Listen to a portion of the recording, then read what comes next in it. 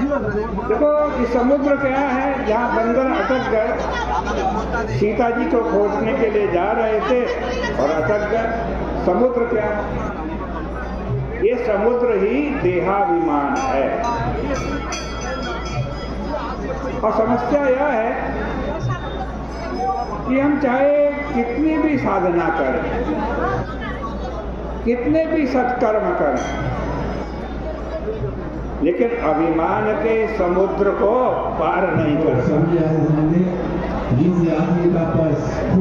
और इसको पार किए बिना जो शांति तथा भक्ति स्वरूपा श्री सीता जी है, उनका साक्षात्कार नहीं होगा। इसलिए सरल सा उपाय यही है कि हम निराश न हो, अपितु सत्संग के माध्यम से, कथा के माध्यम से भगवान का आश्रय लेकर हम भगवान से कहें कि महाराज, अपनी शक्ति से तो हम पार नहीं हो पाए, अब तो आप ही कृपा करके इस अभिमान के समुद्र से पार लगा दीजिए। लेकिन इस समुद्र को पार करने की विधि क्या है? किस विधि से समुद्र को पार किया जा सकता? इसका उपाय बताते हुए भगवान ने ज्ञान, भक्ति एवं कर्म, इन तीनों मार्गों का समन्वय किया। श्री रामचरितमानस में वर्णन आता है कि समुद्र पर पहले पत्थरों का पुल बनाया गया। पत्थरों का पुल बनाया, यह पत्थरों का पुल क्या? ये कर्म मार्ग है। कर्म मार्ग से हम समुद्र पार करना चाहते हैं, पहले कर्म किया, पुल बनाया, और जब पुल बन गया तो जामवान ने प्रभु से पूछा कि प्रभु, समुद्र पार करने की समस्या समाप्त हो गई,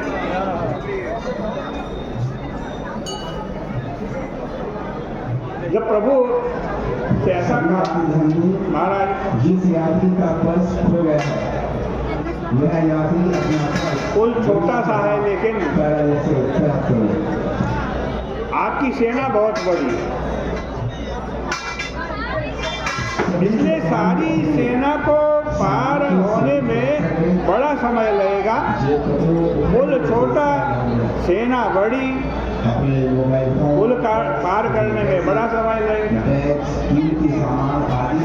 परंतु भगवान श्री राघवेंद्र ने कहा, अच्छा, अब एक और पुल बना देता हूँ। एक तो ये बना है तुमने पत्थरों का पुल, एक पुल और मैं बना देता हूँ।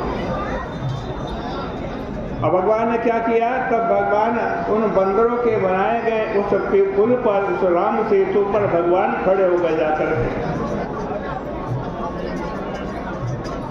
अरे भगवान खड़े हुए, उस समय प्रभु की रूप माधुरी का पान करने के लिए जब समुद्र के सारे जलचर ऊपर आ गए, तब भगवान श्री राम ने कहा कि अब तो चारों ओर मार्ग ही मार्ग है, जिधर से चाहो उधर से चले जाओ। किंतु बंदर पहले डरे, उन्हें लगा कहीं ऐसा न हो कि हम इन जो भगवान ने पुल बनाया है, इनका जल के जंतुओं का, हम जैसे ही इस पर चढ़ेंगे और ये हमारे को लेकर के समुद्र में डूब गए तो क्या होगा? इसलिए बंदरों ने पत्थर आदि फेंक करके देखा। पत्थर फेंक के देखते हैं, पत्थर लगने से यदि ये डूब जाते हैं तो हम नहीं जाएंगे।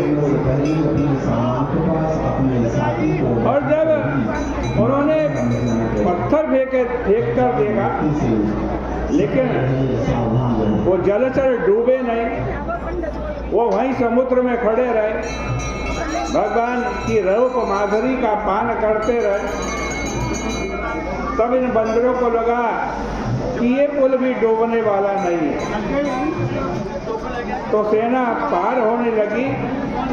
गोस्वामी जी ने लिखा मां इसे तो बंद भई भीर अति, कपिनव पंथ उड़ाही, अपर जल चरणी ऊपर, चढ़ी चढ़ी पार ही जाई। कुछ लोग हनुमान जी की तरह आकाश मार्ग से चले गए, कुछ पत्थर के पुल से गए, और कुछ जलचरों का जो पुल बना था उससे गए। इस प्रकार 3 मार्गों से सारी सेना पार हुई। मानो भगवान ने बता दिया कि कर्म, ज्ञान और भक्ति, इन 3 मार्गों के द्वारा व्यक्ति पार हो सकता। पत्थरों का बनाया गया जो पुल है वो कर्म मार्ग है। पत्थर यद्यपि मजबूत होता है, पर उसमें एक ही बुराई है कि वह वजनदार होता, इसलिए डूब जाता।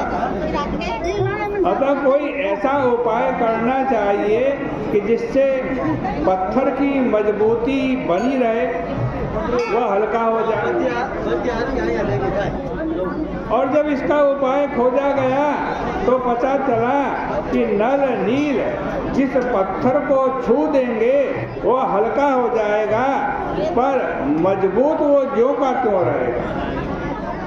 इसी प्रकार हम लोगों के जीवन में भी सत्कर्म का जो पत्थर है वह है तो बहुत बड़ा मजबूत, लेकिन उसमें अहंकार का बोझ इतना है कि वह डुबो ही देता है। इसलिए इसी तरह से सत्संग कीजिए, महापुरुषों का आशीर्वाद प्राप्त कीजिए कि सत्कर्म हो, पर उसमें अहंकार का बोझ न हो, और निरभिमानी होकर रा और म शब्द लिखकर पत्थरों को परस्पर जोड़ दी। और इस प्रकार जब जीव ईश्वर का आश्रय लेकर व्यक्ति पुल बना लेगा तो वह सरलता से देहाभिमान के समुद्र को पार कर लेगा, डूबेगा नहीं।